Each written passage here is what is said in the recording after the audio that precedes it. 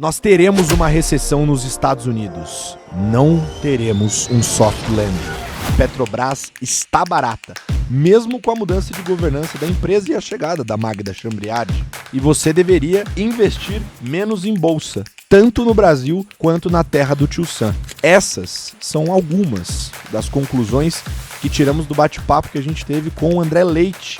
Ele que é o responsável pelo time de investimento da TAG, uma casa focada em gestão patrimonial de terceiros, tanto institucionais quanto de famílias. O André é um cara de conversa fácil, contador de histórias, mas acima de tudo, muito baseado em estudos proprietários. Inclusive, ele compartilhou alguns deles com exclusividade em primeira mão neste episódio. Foi um prazer receber ele na nossa sala. S&P ou IPCA mais 6%?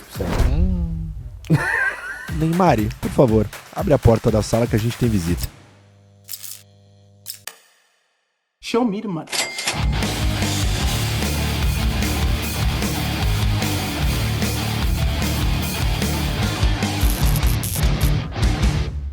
Exted, você sabe que a gente tem uma audiência muito qualificada aqui no Stock Pickers, né? Sim. E hoje eu almocei com o Bruno Perini. E ele é ouvinte assíduo. É mesmo? Inclusive, sim.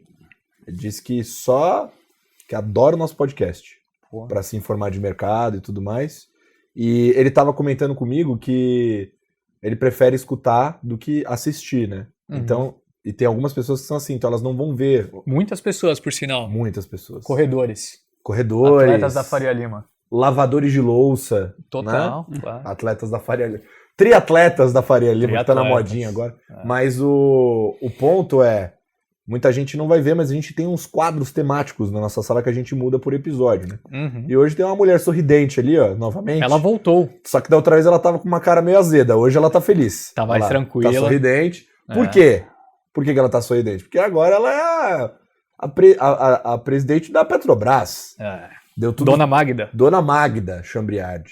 E esse negócio, bom, não tinha como não chamar a atenção de todo mundo, porque a gente tá falando... Acho que dá para falar em vários aspectos que é a empresa mais importante do Brasil, vai. Com certeza. E foi aquela volta do sentimento do fim do ano passado, né? No fim do ano retrasado. Você não sabia direito se você comprava a Petrobras porque tá barata, ou se você ficava de fora porque o que estava por vir pode vir a representar um risco muito grande. Essa dúvida que estava lá quando o Jean Paul Prats entrou, voltou ainda mais forte. E aí que mora o problema. O acionista fica com medo por conta do dividendo, política de investimento da companhia que pode voltar a ser uma coisa parecida com o que teve no passado que não foi boa. 15% da bolsa depende dela. André, o que você achou? Você achou essa notícia, essa mudança?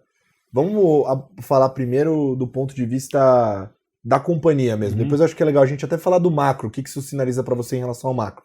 Mas em relação ao micro, a companhia, como é que foi a leitura de vocês sobre o caso? Operacionalmente, né, a Petrobras é uma empresa fantástica, né, tanto em termos de tecnologia, exploração em águas profundas. Né, a empresa hoje a gente está produzindo 3,7 milhões de barris dia de petróleo. Né, a gente está numa curva ascendente do pré-sal que deve fazer topo ali 2030, 2031 com 5,2 milhões. Né, desses 5,2 milhões, 80% disso é pré-sal. Lembrando que é uma empresa que o custo de extração dela é baixíssimo, é perto de $3.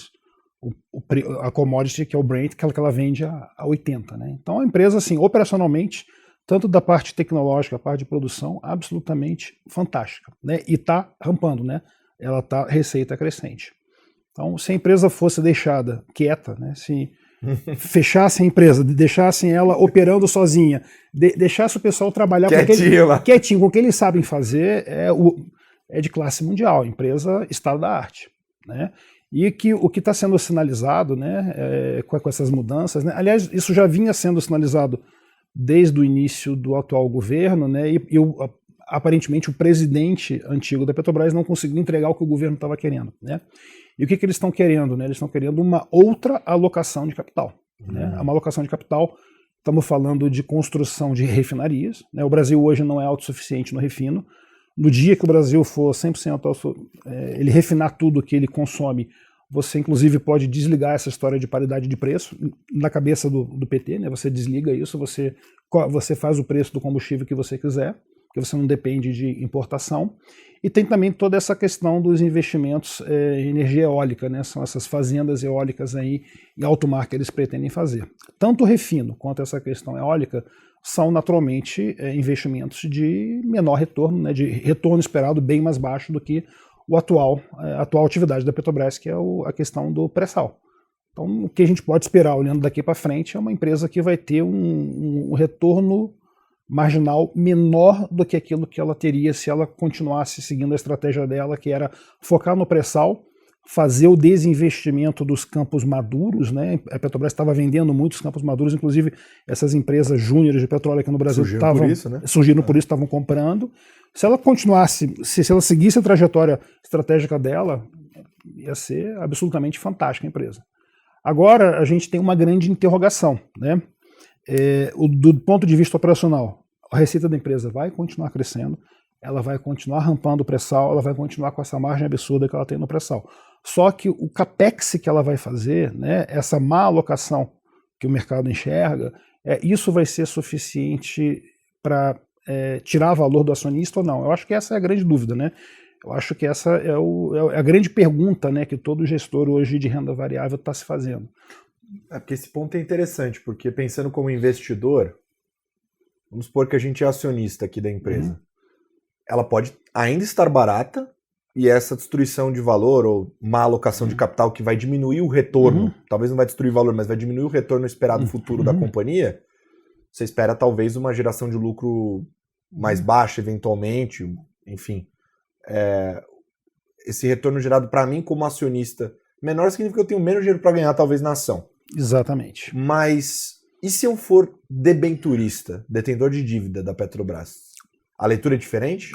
Eu creio que sim, a leitura é diferente. Eu acho que a gente está num ponto bem diferente do que foi os anos Dilma, né, ali 2015 e 2016, que ali a empresa realmente ficou muito alavancada, ficou extremamente alavancada. Hoje, quando você olha para a alavancagem, né, dela, é muito mais baixa do que naquele momento. E você está num momento diferente. Lá atrás, você estava começando a história do pré-sal. Então, você estava fazendo investimentos maciços, inclusive no pré-sal. Né? Então, você estava botando dinheiro na frente e você não tinha receita. Agora não. Agora você ainda está fazendo alguns investimentos de pré-sal, mas você está... Já vê retorno. Você está vendo retorno, você está coletando isso. Então, eu acho que não dá tempo, né? Eu acho que essa é a palavra, acho que não dá tempo o suficiente de ser causado estrago a ponto de prejudicar o credor, né? Seja ele o debenturista local, seja ele o bondholder que tem os bonds da Petrobras lá fora. Mas para o acionista, né, que é um bicho mais nervoso por definição, né? O acionista é sempre o último que come, né? O credor ele come primeiro, depois vem o governo com os impostos, o acionista é sempre o último. Então, até por essa característica, eu acho que o preço do papel talvez tenha algum tipo de cap, talvez ele, enfim, claramente ele tem um upside bem limitado em relação ao que ele poderia ter se isso não tivesse acontecendo. Sabe que a TAG vai soltar uma carta, nesse momento já deve ter soltado, por sinal, deve estar lá no canal dele, no site deles e vai estar aqui na descrição desse vídeo. E nessa carta, uma das comparações que tem na parte de Petrobras, na verdade essa vai sair só mais pra frente, né? A parte de Petrobras vai sair mais pro meio do mês. Mas em breve também vai estar aqui na descrição. Tudo, cara. Que isso? Vocês fazem uma comparação com a Exxon, né? Eu queria que você comentasse um pouquinho a respeito disso, André. Isso, esse estudo, né, que depois a gente pode falar um pouquinho sobre ele, é um estudo assim, sobre Bolsa, né? Bolsa Brasil como classe de ativo, né? A TAG é uma empresa que hoje nós temos 13 bi de recursos, né? É uma gestora patrimonial, começou como multifamily office tomando conta do dinheiro de famílias há 20 anos. Há 10 anos isso começou o braço de investidor institucional. Então hoje nós atendemos diversos fundos de pensão privados. Então hoje dá para dizer que o nosso patrimônio é meio a meio, né? Então a gente tem um olhar sempre muito cuidadoso, a gente está sempre olhando e tentando entender o que faz sentido do ponto de vista de alocação para a realidade brasileira, né? Sem tentar pegar teorias de portfólio que vêm importadas lá de fora e que você tenta encaixar aqui no Brasil. Porque o Brasil tem muitas particularidades macroeconômicas, então a gente, dentro dessa ótica de estar tentando entender mais a fundo a questão da alocação, a gente falou, vamos tentar entender esse momento que a Bolsa está passando, né? Toda hora tem um post na internet, toda hora tem um meme, toda hora tem uma brincadeira, o pessoal fazendo que a Bolsa brasileira é o pior ativo do mundo, é o último do ranking. E dentro desse estudo, né, uma das coisas que a gente fez foi o comparativo, né, entre os melhores da classe de alguns setores. Um deles foi o setor de commodities. Essa comparativa que a gente fez com a Exxon é bastante interessante, né? Exxon é uma empresa que tem metade da margem líquida da Petro. Petro tem margem líquida de 20, a Exxon tem 10. Quando você olha para reservas provadas, ela tem 15 bilhões de barris equivalentes. Petro tem 11, mas nesses 11 não está contando ainda essa história do Foz do Amazonas, né? Que tem bastante coisa para lá. Se vai explorar, se não vai explorar, a questão ecológica a gente não sabe qual vai ser o destino disso, mas tem reserva ali, tem coisa ali para você poder explorar. E quando você olha para múltiplo, né, o mercado paga 3 vezes na Exxon do que paga na Petrobras. Então, você olhando para as duas empresas, né, e as duas naturalmente estão sujeitas à mesma commodity, à mesma volatilidade que essa commodity tem, você quando olha para as duas empresas, fica claro para a gente que não é uma questão micro, é uma questão macro.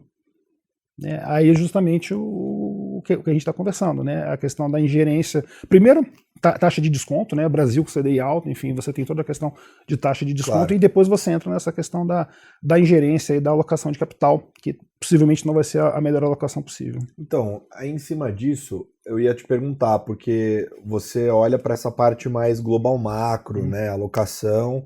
E, naturalmente, uma modificação dessa numa estatal tão relevante deve ter alguma sinalização, quer dizer, pelo menos isso é o que eu imagino, da perspectiva macro brasileira. Esse caso da Petro, que eu falei para você que a gente abordou primeiro do micro, mas agora eu queria falar do macro. Isso te indicou alguma coisa no seu cenário de Brasil, eventualmente foi alguma coisa adicionada ali para debater no cenário? Eu acho que traz mais ineficiência, né? Porque, inclusive, dentro dessa proposta, dessa estratégica que a Petrobras está sendo redirecionada, tem toda aquela questão do conteúdo nacional. Inclusive em alguma das MPs que estão circulando no Congresso agora, plantaram um jabutizinho dizendo que para o setor de óleo e gás o conteúdo nacional tem que sair de 20% para 40%. O que isso significa? Significa que em vez de você fazer o seu barco no estaleiro em Singapura, que é super competitivo, você vai comprar o barco com o melhor preço globalmente falando, você vai ter que fazer isso no estaleiro brasileiro, você vai pagar um preço muito mais alto. Essa deve ser a terceira, a quarta ou a quinta vez que tentam fazer brotar essa indústria naval no Brasil e não consegue, a gente não tem competitividade, a questão das vantagens comparativas, o Brasil infelizmente não tem essa competitividade. Então você vai ter, além de você estar alocando, né, em projetos de menor valor esperado, esse capex vai ser um capex mais caro, por causa da história do conteúdo nacional. Se você parar para analisar esses números que estava falando da Exxon com a Petro está negociando a 4 vezes preço-lucro, né? Isso. A Exxon negocia 12. É 3 vezes mais. 3 vezes só com múltiplo, que acaba dragando o valor da empresa por conta desses fatores que a gente está comentando, né? E querendo ou não, é uma estatal, né? É o dinheiro do governo, é seu, meu. Enfim. Não, mas por ser uma estatal brasileira, será que não merece esse desconto todo? É esse o ponto, né? Você não tem... Acho que você, na própria pergunta que você fez, acho que você já deu a resposta. Já respondi. Você já respondeu, né? Pois é. Bom. Eu queria entrar um pouco mais a fundo nessa dinâmica de bolsa que a gente estava comentando aqui agora. A Petrobras compõe, é super importante, mas eu sei que nesse estudo tem muitas análises interessantes ali. A gente deu esse exemplo, né, da líder no mercado de petróleo, de commodity aqui no Brasil, com uma empresa comparativa lá fora. Agora, você também fez essa análise para outros setores, né? Isso. Eu me recordo você mostrando de Itaú e JP, principalmente. Vamos entrar um pouco mais no detalhe a respeito desse tema, porque cansamos com certeza de falar aqui que a bolsa está barata. Pode até estar, mas a verdade é que... mas agora também ninguém mais quer falar desse negócio. Não quer deixa mais. Barato para lá, então. Mas o curioso é que quando você entra no detalhe, você pode ter uma perspectiva um pouco diferente de tudo que foi falado até então. E o André tem essa análise que acabou de ser realizada. Assim, acho que a gente tem alguns pontos que a gente pode até aproveitar com mais detalhe nos próximos programas para construir, né? Tudo isso que a gente tem feito aqui nessa nova temporada.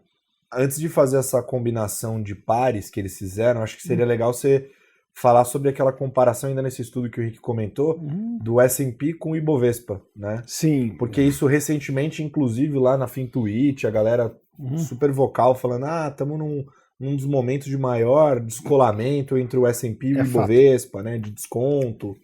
Então eu queria que você comentasse um pouco desse estudo que vocês fizeram e qual foi a conclusão que vocês tiraram. Perfeito. Né?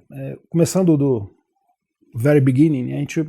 Assim, primeiro, é um investimento bom, né? Se você pega o Ibovespa, pegando várias janelas para trás, né? 12, 24, 48, até 240 meses, todas as janelas, praticamente você tem que a bolsa é CDI menos e não CDI mais. Então, a primeira coisa que você fala, opa, tem alguma coisa... Você vai perder para o CDI se você comprar a bolsa. Tem alguma coisa errada aqui. Você perdeu. Olhando para trás, nessas janelas todas, quem estava no Ibovespa, estava lá no BOVA 11, ele perdeu, dependendo da janela, CDI menos 3, CDI menos 1, CDI menos 2, mas ele perdeu. Então isso já acende um alarme, né? Você pega a teoria lá de fora, né? A teoria importada, você fala, bem, estou colocando bolsa, estou adicionando risco, eu pretendo colher, né?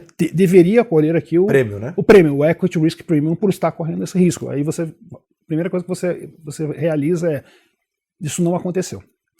Aí a primeira pergunta que a gente se fez, né? Isso tudo que a gente está vendo é uma coisa estrutural ou é uma coisa conjuntural, né? Primeira suspeita a favor do estrutural é que o estudo é muito longo. Você pegou 20 anos. No 20 anos você pegou vários ciclos de economia, você pegou vários ciclos de mercado, você pegou impeachment, você pegou o Brasil mais animado com as reformas do Temer, enfim, você pegou o Bolsonaro entrando, o Bolsonaro saindo, você pegou de tudo um pouquinho, né? Então você, quando coloca tudo junto, né, você tem ciclo bom e ciclo ruim, você tem um resultado negativo. Isso foi a primeira coisa que chamou a atenção da gente. Aí a gente foi por essa linha, bem, vamos tratar o Bovespa como se fosse uma empresa, né? Vamos olhar o balanço, né, do Ibovespa, empresa Bovespa SA, e vamos olhar o balanço do S&P SA, vou botar um do lado do outro aqui e vamos fazer várias comparaçõezinhas aqui. Primeira coisa que chamou a atenção, quando você olha para o Return on Equity do S&P, estamos falando alguma coisa perto de 14 e do Bovespa 11, 11,5, 11 e pouquinho. Tem 2,5 pontos de diferença. O S&P é maior. Além disso, o Return on Equity móvel do S&P é muito estável, né? Teve ali a crise de 2008 que deu uma afundada, alguns momentos que ele sofre um pouquinho, mas você olha assim, é uma reta de baixíssima volatilidade. Esse retorno que o acionista americano tem. É muita previsibilidade. Consistente. Aí você coloca no mesmo gráfico o Bovespa, é um eletrocardiograma de alguém que está infartando, né? O negócio vai para cima, vai para baixo, vai para cima, vai para baixo, vai para cima, vai para baixo. E um dos motivos é porque a nossa economia é uma economia muito cíclica, né? O índice Bovespa, né, é um índice cíclico, é ciclicalidade, né? Então essa ciclicalidade, como é que ela se expressa? Volatilidade. Por definição, todo e qualquer ativo que é cíclico, que é volátil, você tem que pagar um múltiplo menor do que você pagaria no múltiplo constante, né? Uma empresa que tem uma receita constante. Não é à toa que as empresas de tecnologia nos Estados Unidos, ao longo do tempo, foram convergindo do modelo de vender produto para vender assinatura. A Microsoft, quando fez isso, é só você olhar o PI da empresa, deu um salto. Porque você está colocando previsibilidade para o acionista. Você tem todo o crescimento que esses caras têm de tecnologia, AI, o Escambau A4, e você tem esse componente de crescimento, mas junto com isso você tem um componente de previsibilidade. Você consegue estimar quanto de Windows que ele vai vender no ano seguinte, a assinatura de Windows que ele vai vender, a assinatura do Office que ele vai vender para você, né? Aí, olhamos para isso, né? Aí nós fomos para os suspeitos habituais, né? Por que o retorno da Bolsa Americana é superior, né? Duas coisas que a gente viu, despesa financeira, né? Despesa financeira, você quando olha para o número realmente bate. A despesa financeira do Bovespa SA é 4,5 vezes a despesa financeira do S&P SA. Ou seja, a empresa brasileira, na média, paga isso percentual sobre receita, tá? Ela paga 4 pontos percentuais e meio, enquanto que o S&P é 1 ponto percentual sobre receita. Faz todo sentido, o diferencial de juros nosso é enorme. Aí você já começa a ver a história do nosso amigo queniano, né? Atrapalhando do lado do balanço, né? Porque a gente pensa muito do CDI, né? O corredor queniano, né? Essa figura que o pessoal gosta de usar. Você pensa muito nisso do lado do investidor, né? Mas quando você traz isso para o lado do balanço da empresa, o negócio machuca, ele te pune. Ou seja, vocês olharam retorno mais baixo e o custo de capital bem maior, 4 vezes maior quase aqui no Brasil. Exatamente. Outro ponto que a gente estava com suspeita é a questão da despesa tributária, né? Os impostos, né? A gente nominalmente os Estados Unidos têm uma carga tributária mais baixa que no Brasil, mas quando você olha para o balanço, isso surpreendeu a gente, é o contrário. As empresas americanas pagam mais imposto que as empresas brasileiras como percentual das suas respectivas receitas. E a gente foi atrás de alguns artigos, né, pessoal de contabilidade, são as famosas brechas e jabuticabas que tem nessa nossa legislação tributária, que é absolutamente insana, né? O pessoal espera que isso vai melhorar um pouco com a reforma tributária, mas a gente tem hoje um arcabouço, né, de tributo que é bastante complicado. O nome de bombom para wafer já faz toda a diferença. Exatamente. Exatamente. A empresa brasileira paga menos imposto do que a americana já começa a me surpreender, né? Porque até então os outros dados, você até aqui já estava agora já. Mas mesmo assim, quando eu agrego os dois, despesa financeira com despesa tributária, o S&P sai na vantagem. Os dois dados agregados, o S&P tem um custo menor do que o custo brasileiro, basicamente porque o diferencial na parte de juros é enorme. Total, é enorme, né? Então aí você vai para a questão da precificação, né? Que é o que você comentou. A gente nunca teve com um gap tão alto. Quando você trata a relação preço-lucro olhando 12 meses à frente, né? Prospectiva que a gente chama, você traça os dois, S&P contra o Ibovespa, normalmente, na média, o diferencial de precificação é 5. Na média, se você pegar a média desde 1998, que foi quando a gente fez, você tem mais ou menos 19 de IPI para o S&P e 14 para o Ibovespa. 14, 13, ali fica por ali. 5 pontos, guarda esse número. Agora a gente está no maior nível de gap histórico. A gente está com 13 pontos agora de diferença. O Bovespa está com 8 e estamos falando de 21, o S&P. De novo a pergunta, o que é estrutural, o que é conjuntural disso? Né? A gente fez o seguinte exercício, né? Vamos simular como se fosse aquele degustação de vinhas cegas. Né? Vamos pegar um investidor profissional, você coloca esses números de um lado, esses números do Bovespa de um lado, S&P do outro, e não fala para ele onde está a geografia. Você só mostra os números para ele. Assim, a conclusão que a gente chegou que possivelmente o cara ia falar, não, realmente é S&P.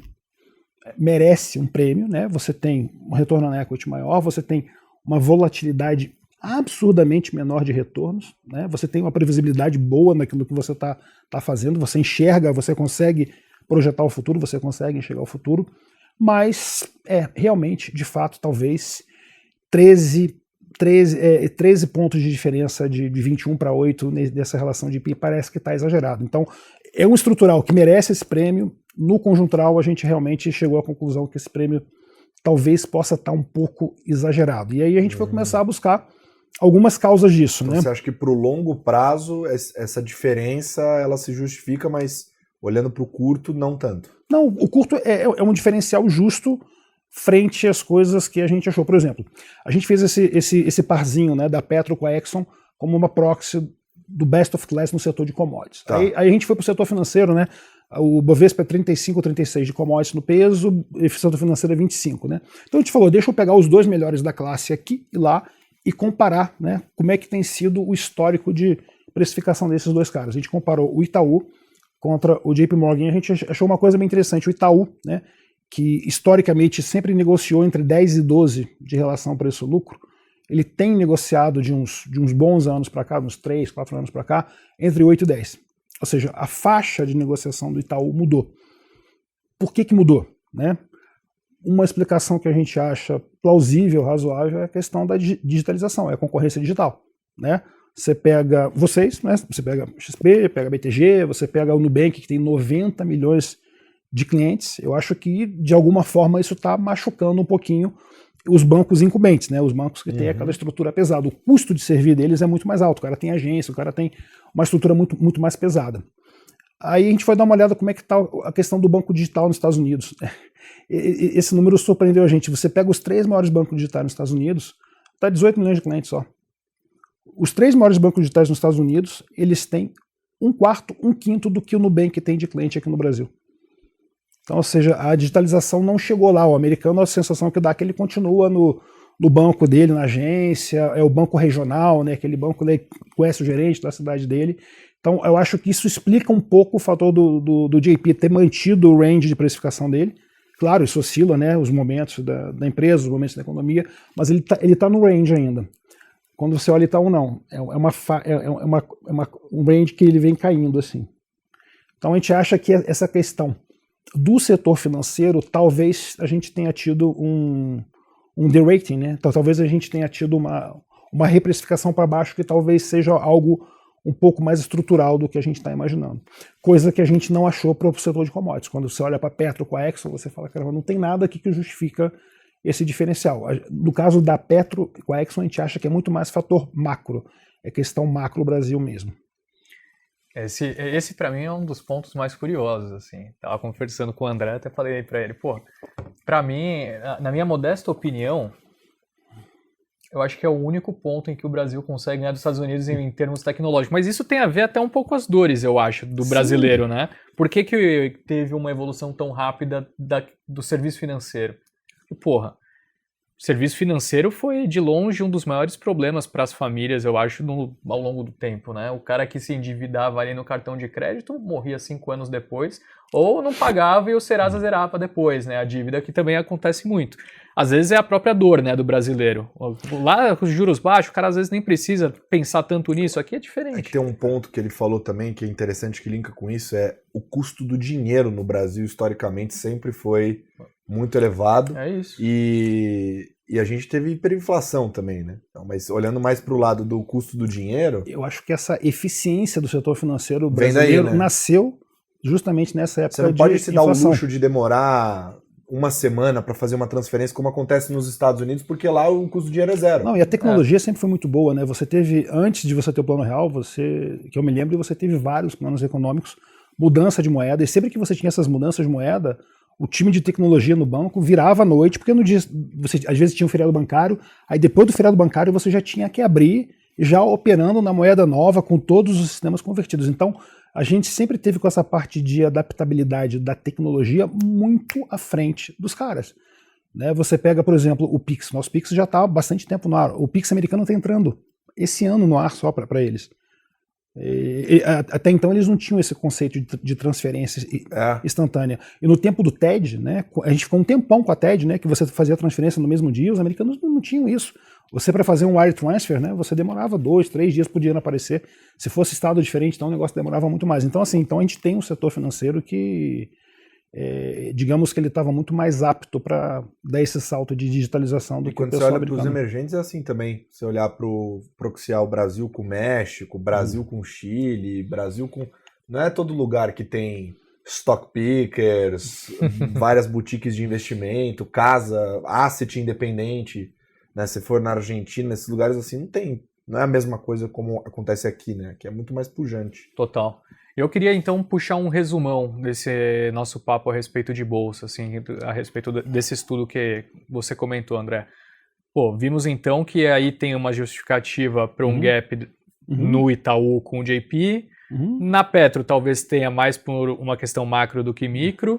E vimos que talvez na Bolsa, né, comparativamente então Ibov com S&P, o estrutural justifica, mas o conjuntural talvez, né, esteja um pouco distorcido. Como conclusão, a Bolsa vai sair dos 120 mil pontos em algum momento ou não? Qual é que é desse negócio? Eu acho que a gente precisa ter umas condições precedentes, né, para esse fluxo. Bolsa é fluxo, né?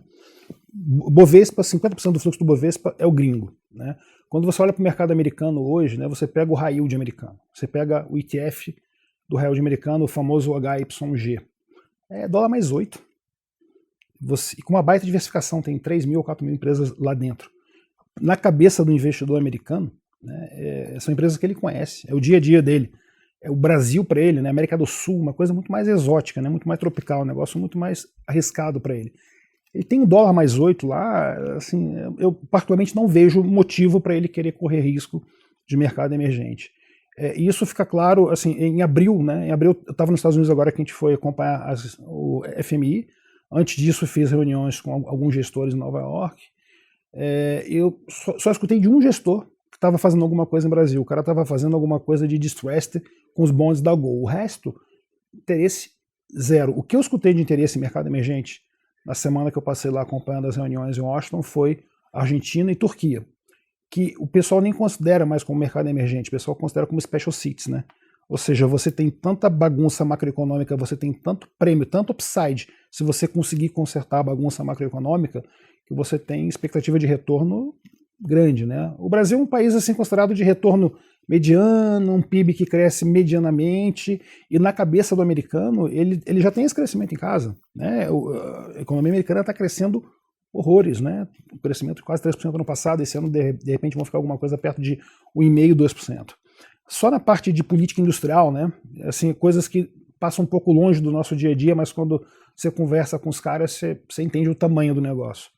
Só o que tem de investimento programado nos próximos 10 anos nas 3 vertentes de política industrial que o Biden está fazendo. Aqui eu estou falando da indústria de microprocessador dos chips, estou falando da indústria armamentista e estou falando da questão da transição energética. Só esses 3 pontos aqui de política industrial que eles falam é $1 trilhão de investimento em 10 anos. Sendo que uma parte disso é dinheiro a fundo perdido que o governo está dando, especialmente na parte de microprocessadores. O governo americano já deu até agora $56 bi de grants para você colocar a sua fábrica de microprocessador nos Estados Unidos. Então eles estão vivendo, né, um verdadeiro boom, né, de capex, um verdadeiro boom de construção de plantas industriais. Os Estados Unidos hoje, tanto pela parte de capital, né, com esse juro deles de que está em 5,3% ao ano, né, que a gente fala pouco sobre isso, mas você tem um segundo corredor queniano disputando com a gente, né? Você já tinha um queniano brasileiro, né, que é o CDI, e agora você tem um queniano americano que é dólar mais 5, né?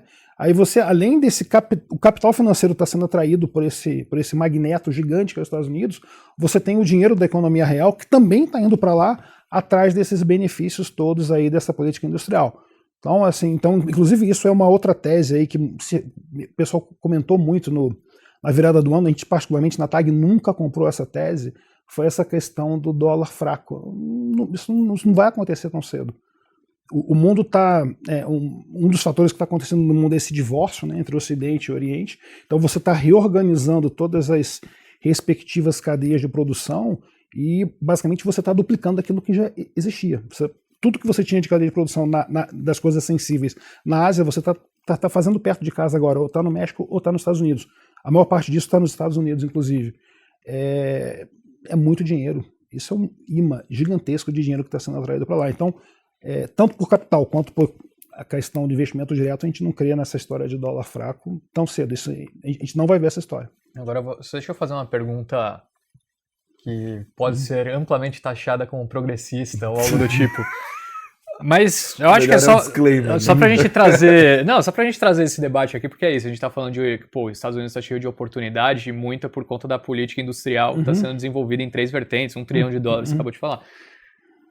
Por qual razão, e aí imagino que tenha vários argumentos, mas na sua visão, principalmente quando qualquer debate a respeito de um investimento de política industrial no Brasil é feito pelo governo, é mal visto pelo mercado, sendo que lá abre bastante oportunidade. Qual que é a sua visão a respeito dessa diferença norte-americana em relação ao que poderia ocorrer por aqui? Essa é uma excelente pergunta. Isso me lembra muito essa questão fiscal, né? Um país emergente, os Estados Unidos produzir déficit fiscal, igual ele está produzindo, né? Você não tem o descolamento da moeda, você não tem um debasement da moeda, é moeda de reserva, eles podem fazer isso. É aquela história do não repita em casa, né? Quando você está... Eu estou fazendo aqui no programa esse experimento, mas você que está me assistindo, não repita em casa. É a mesma coisa. A gente é a criança que está em casa, a gente é o mercado emergente. Então, um monte de coisa que eles podem fazer, né, que eles têm meio que essa prerrogativa por ser moeda de reserva, maior potência militar, é o tipo de coisa que não é bem entendida em mercados emergentes. E tem outra coisa, né? Ele está direcionando para algumas áreas, né, mas a partir do momento que ele está direcionando para essas áreas, depois que o empresário recebe o grant dele, ou recebe o subsídio de impostos, tem vários tipos de ajuda que ele pode receber, ele está na competição, né? Ele tem que saber se isso vai fazer sentido para ele ou não. Talvez o nosso nível de intervencionismo aqui, ele desça mais um pouquinho, ele vá em mais alguns degraus. E eu acho que quanto mais você intervém na economia, pior a coisa fica. E do ponto que você citou, né, assim, pô, reserva emergência, a reserva de dinheiro global é em dólar, então é claro que para você desvalorizar uma moeda como essa é muito mais difícil, mas no Brasil a gente tem muito do debate fiscal sendo a maior preocupação, não à toa até Fernando Haddad está aqui atrás da gente observando essa conversa. Quão grave é essa situação atual? Por que qualquer discurso que venha na relação de realizar algum tipo de investimento, todo mundo fica com o pé atrás? A gente tem visto, né, a taxa a curva como um todo estressada há um bom tempo. Quão grave é, na sua visão, esse momento atual em termos fiscais, e aí depois a gente pode até já emendar aquele debate de INSS, que quem ficar aqui vai ver uma coisa que vai arrepiar o pelo do pescoço. Eu vou te dar uma resposta um pouco polêmica agora, né? É polêmica para os padrões do mercado, né? Por coincidência, quando estava em Washington, lá na FMI, eu estava no mesmo hotel que o ministro. A gente encontrou lá no café, papo de 5 minutos. Eu vou repetir para vocês exatamente o que eu falei para ele. O mercado não entende, mas muitas das coisas que você propõe no sentido de arrecadação, eu acho que são perfeitamente justas. Perfeitamente justas. A questão dos fundos exclusivos que não tinham come-cotas, né? A dona Maria, costureira, que tinha um fundo na Caixa Econômica Federal, pagava o come-cota, aí o cara do super andar de cima, ele tinha uma tributação diferente. Então, essas brechas que estão sendo fechadas no sentido de trazer mais justiça, mais horizontalidade, né? Eu acho que essa palavra, em termos de tratamento de tributação, eu acho que ele está certíssimo em perseguir isso. O problema, né, é que o nosso ajuste está sendo feito pelo lado de aumentar as receitas sem olhar para a eficiência das despesas. Claramente a política desse governo, que também não foi novidade nenhuma, né, sempre, assim, esse sempre foi o programa do PT, eles sempre falaram isso, estão executando exatamente o que eles falaram a vida inteira que eles iam fazer, é um ajuste em cima de gasto, é transferência de renda. Eu acho que se você tivesse, né, o Haddad fazendo o que ele está fazendo do lado da receita, porém um olhar mais técnico do lado da racionalização da despesa e que isso gerasse economia, que isso gerasse um superávit primário sem perder qualidade no atendimento da população, eu acho que esse seria o caminho ideal. Eu vou dar assim um exemplo para vocês, né? O Brasil tem uma coisa maravilhosa chamada SUS, né? Eu tenho vários amigos que são médicos, enfim, minha filha é estudante de medicina, está dentro de hospital do SUS. Você tem coisas maravilhosas ali dentro. Por exemplo, se você sofrer um acidente, a melhor coisa que pode acontecer para você é ser socorrido no hospital do SUS. Você vai ser muito bem tratado, possivelmente vão salvar a sua vida.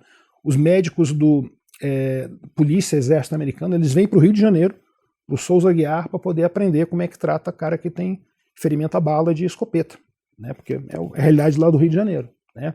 Então, assim, você tem um SUS que para essas emergências ele é muito bom. Mas experimenta você ter uma doença crônica que você precisa marcar consulta, que você precisa fazer exame. Possivelmente você vai morrer se for uma coisa um pouco mais grave, porque não dá tempo. A consulta vai ser marcada para não sei quanto. Uma coisa, nesses anos todos, né, de janela, que a gente como observador da economia, eu não me lembro de ter visto nenhum governo, né, isso não é exclusividade do PT, também Bolsonaro, Temer, eu não me lembro de ter visto nenhum governo falando, gente, peraí, vamos fazer vamos contratar algumas consultorias aqui, vamos trazer gente boa para fazer uma avaliação de eficiência do SUS, como é que eu consigo, com o mesmo recurso que eu tenho, melhorar a eficiência dele, como é que eu consigo atender melhor a população. Outro exemplo, a educação brasileira.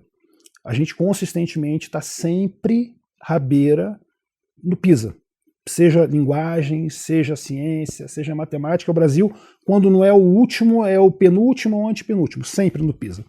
Resultado deplorável. Quando você olha para o nosso gasto de educação relativo ao nosso PIB, é um gasto ok, especialmente para país emergente. A gente tem um gasto até acima da média.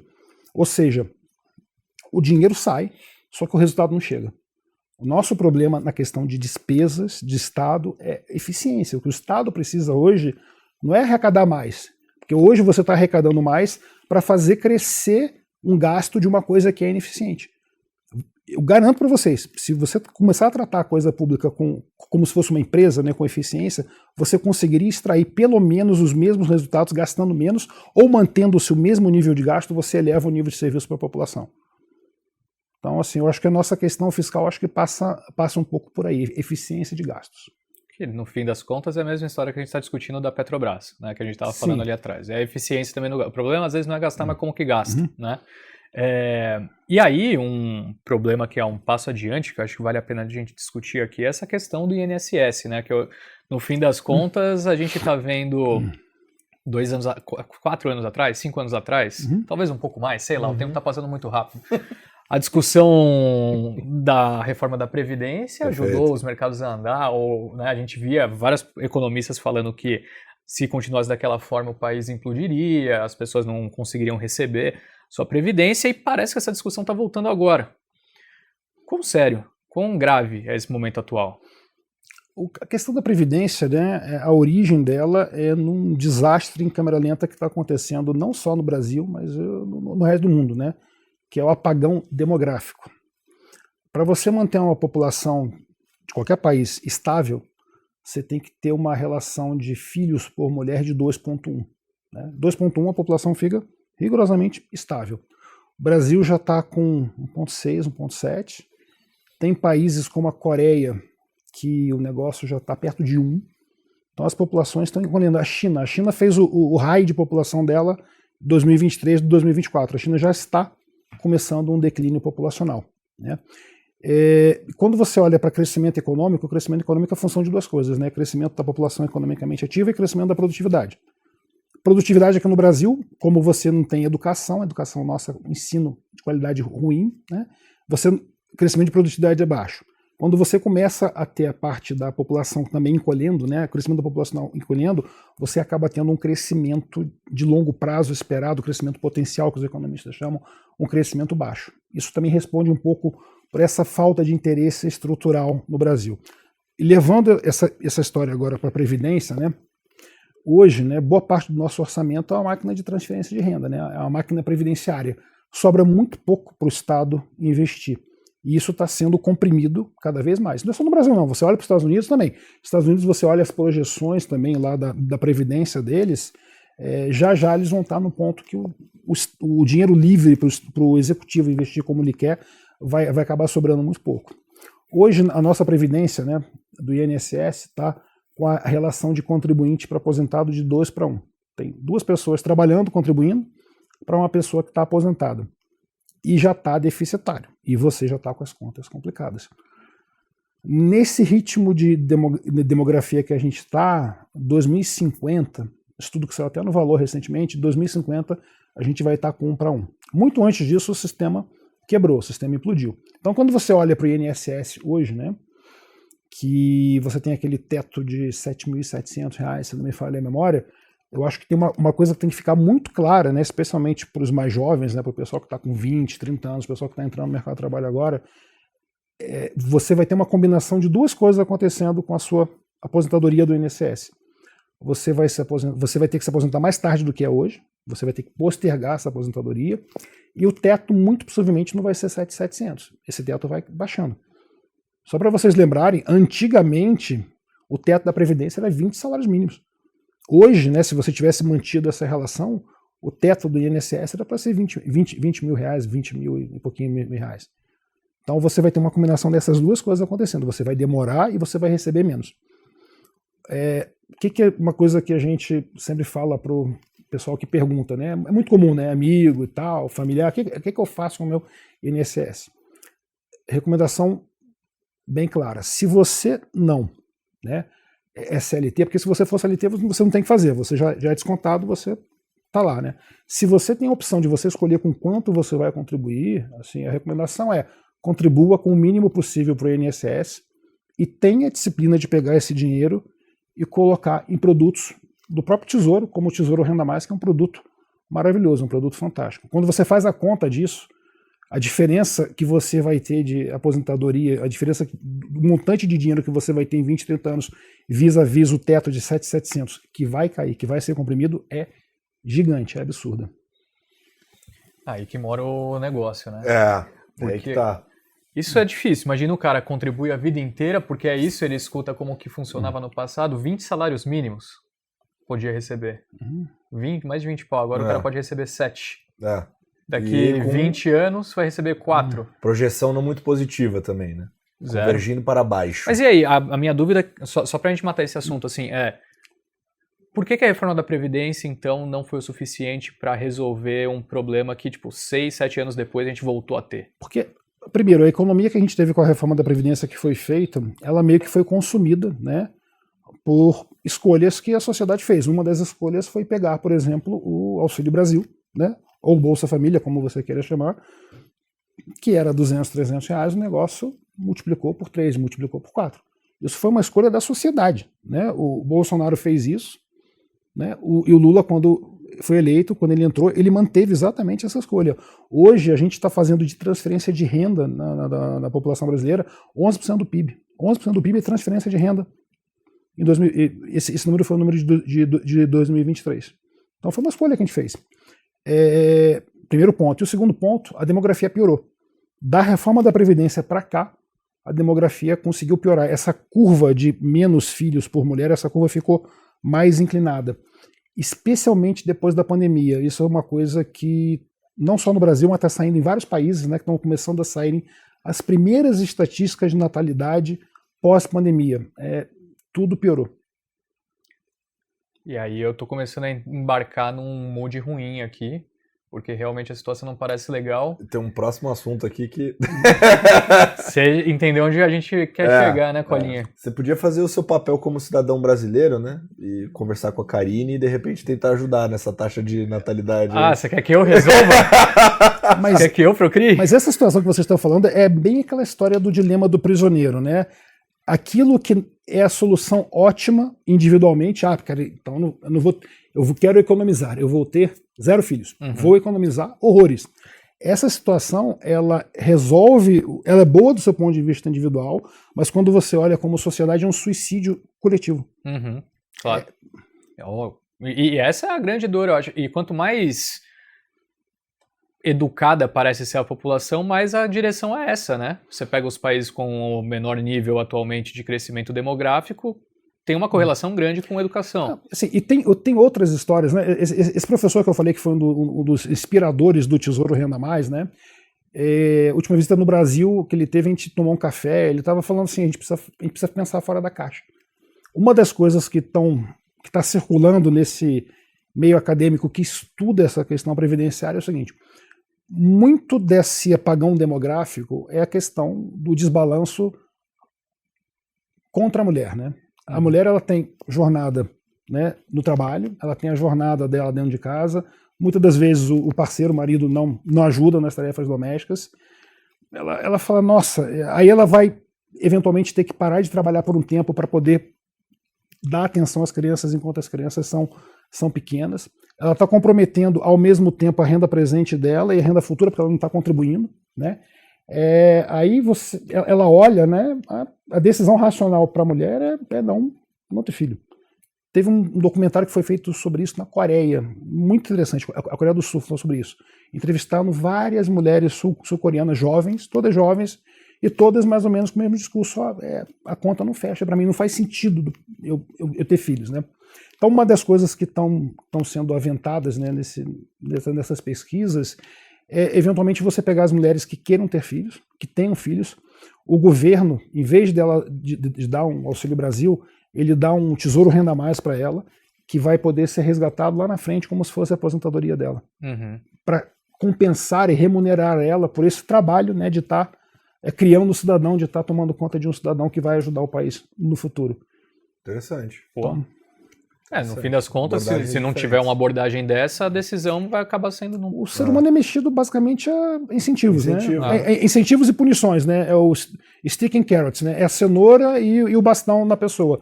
Então, você tem que mudar essa relação de incentivos para estimular a sociedade a fabricar mais gente. Perfeito. E a gente falando aqui de perspectivas não tão positivas para o Brasil, tem uma situação aí meio...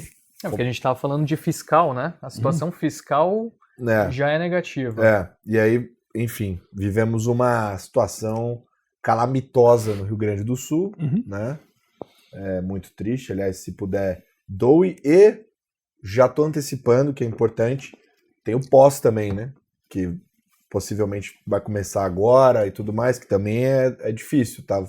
Vão ser só aquelas notícias de quando vai reabrir o aeroporto, você já sente a demora que vai ser para voltar, e os produtores do comércio local vai precisar de ajuda, então doe, compre produtos de lá, enfim, ajude como você puder. Mas a gente ainda não abordou esse tema aqui no Stock Pickers, enfim, além de uma questão humanitária muito triste, mas tem um lado econômico também, que é super relevante para nossas análises aqui, e a gente ainda não comentou aqui, e eu queria trazer esse tema. E mais até, eu acho que pouquíssimas pessoas conseguiram criar alguma estimativa. Foi, né? De fato. Isso é verdade. Eu não vi muitos estudos ainda, porque é meio preliminar também. Mas temos o privilégio aqui de receber alguém que fez, né? Exato. Então, essa leitura de Rio Grande do Sul do que está acontecendo lá, da perspectiva econômica, Vocês já fizeram esses estudos, certo? Sim. Qual foi a conclusão que vocês tiraram? Perfeito. Assim, o nosso economista na TAG, né, o Lívio Ribeiro, fez um trabalho bastante interessante sobre o tema, né?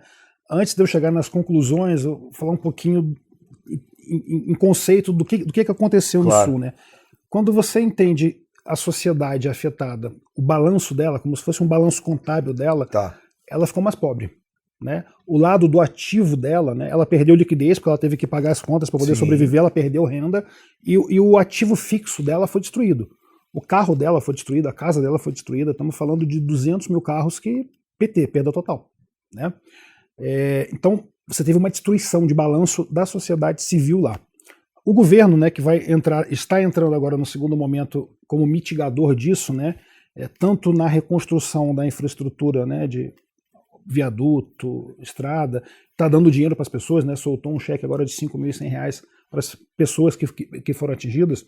O lado do balanço do governo também ficou pior, né? O governo está gastando a liquidez dele e está se endividando, ele está se endividando mais para poder atender essas pessoas. No fim do dia, teve uma redução de patrimônio líquido. Então, tanto do lado de governo quanto do lado da sociedade local, destruição de riqueza.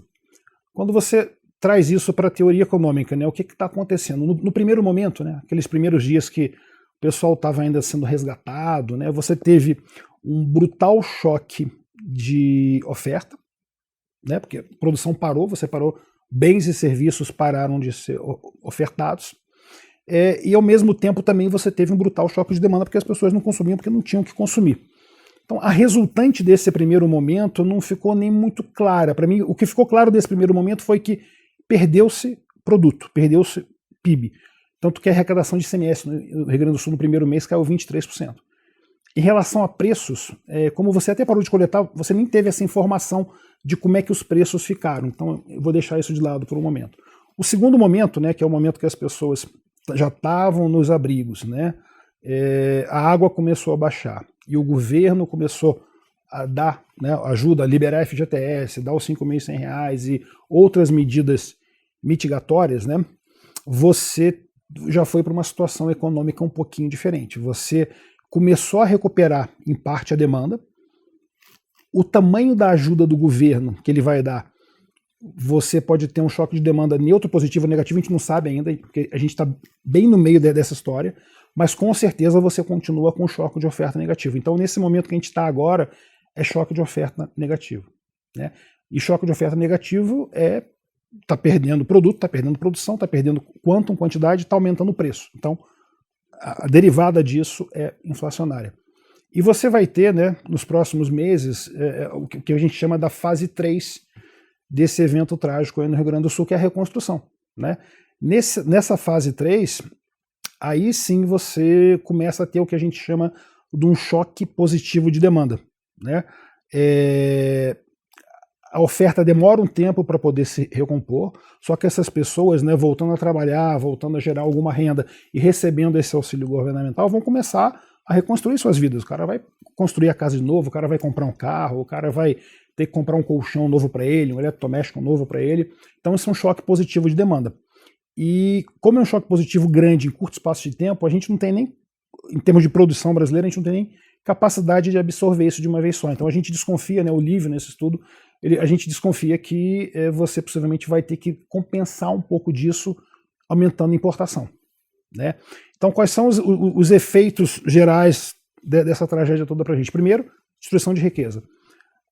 E depois, nas fases macroeconômicas, tanto pelo choque negativo de oferta quanto pelo choque positivo de demanda, você vai ter pressão inflacionária, você vai trabalhar com um nível de inflação maior. Ao mesmo tempo, você vai ter uma deterioração de balança comercial, seja porque você vai exportar menos agrícolas agora no primeiro momento, seja porque você vai ter que importar um monte de outras coisas para poder atender essa demanda no futuro. Você vai ter um aumento do custo da dívida, porque o governo vai precisar emitir mais, né, vai ter que colocar mais títulos, então oferta e demanda, ele vai ter que colocar mais, o mercado vai pedir mais, então a gente entende que isso vai provocar a curva empinando.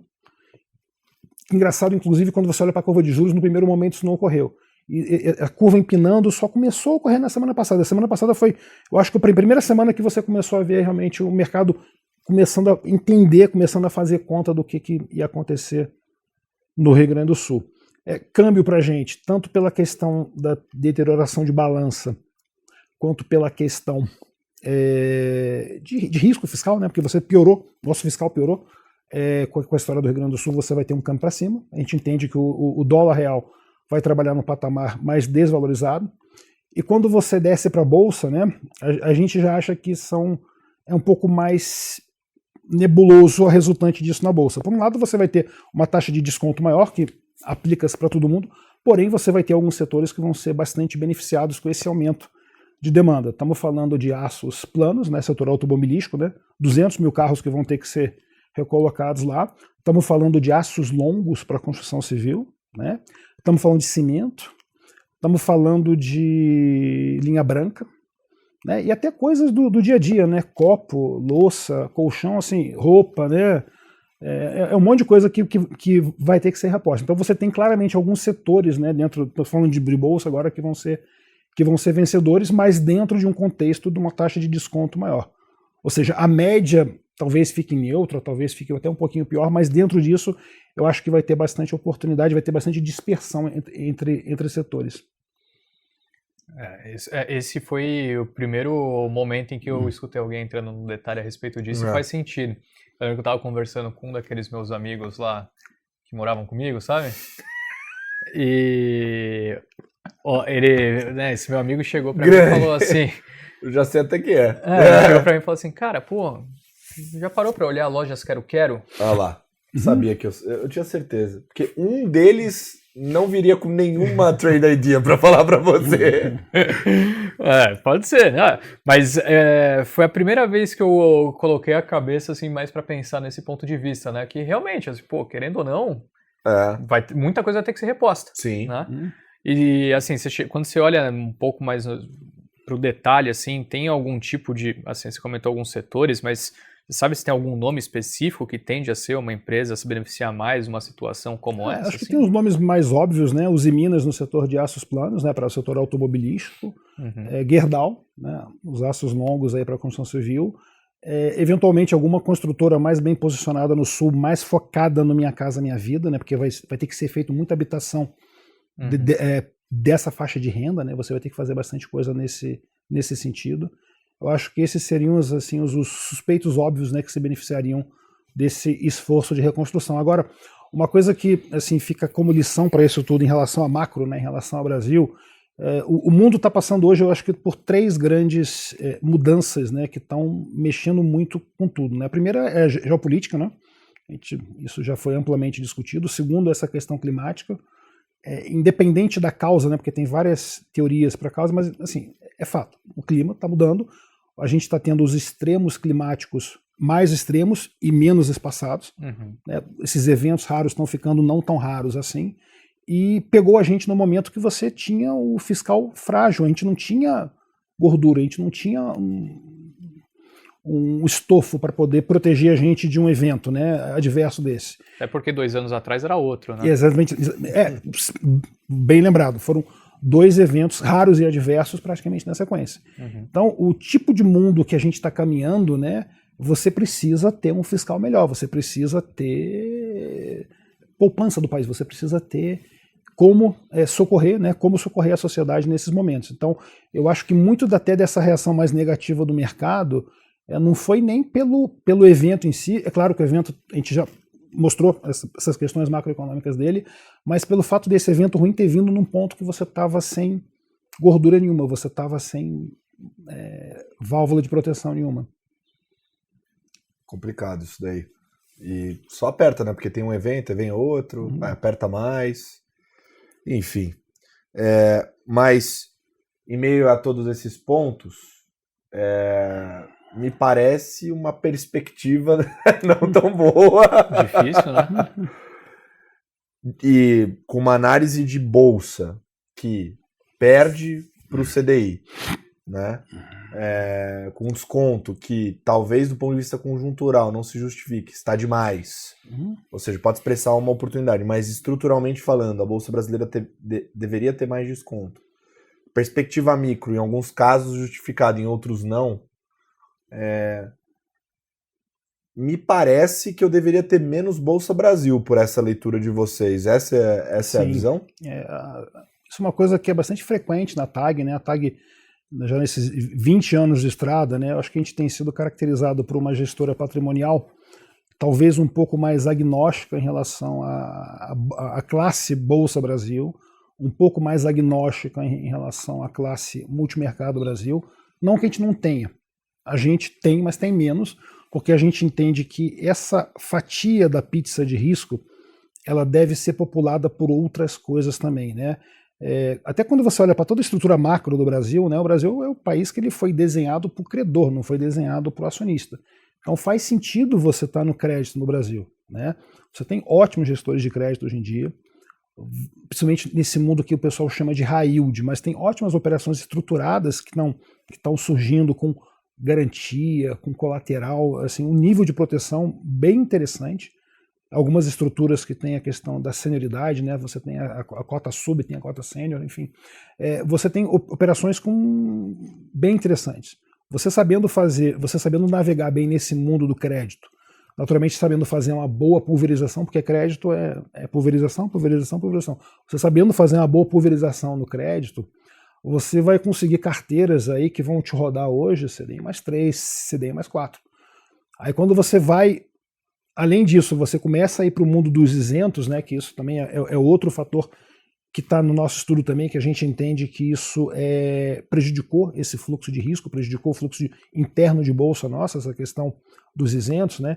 Que é engraçado, né? O isento ele é uma jabuticaba feita para consertar outra jabuticaba, né?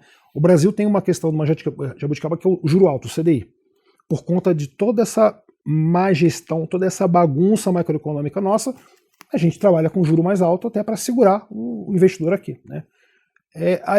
Só que você também precisa pegar alguns setores estratégicos e você precisa direcionar a poupança de longo prazo para esses setores. Estamos falando de infraestrutura, estamos falando do agribusiness, estamos falando do setor de construção civil.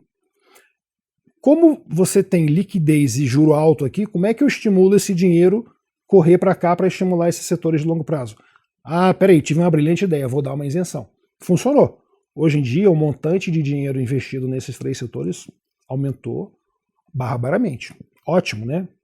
Muito do que a gente está vendo de desenvolvimento nesses setores é financiamento privado. Só que tem que lembrar, você, para consertar uma jabuticaba, você teve que criar outra.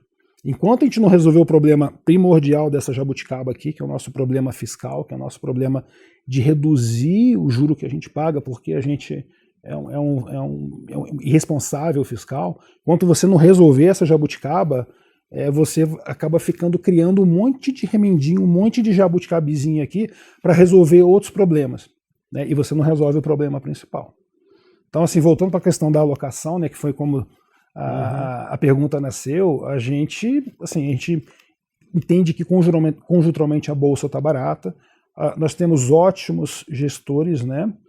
Inclusive essa outra questão, né, a questão da gestão ativa, gestão passiva, a gente teve os últimos anos muito ruins aí para a gestão ativa por conta do bom desempenho de Petro, mas é uma turma boa, a gente gosta deles, a gente entende que no longo prazo eles geram valor, mas a gente gosta de dividir essa pizza de risco com coisas como, por exemplo, o crédito high yield, como, por exemplo, special sits, né? Você tem hoje no Brasil todo um mundo, né, que são esses ativos judiciais, que são os precatórios, você tem a questão do non-performing loans, né, que são as carteiras de crédito que são transacionadas e você parte para a recuperação depois delas.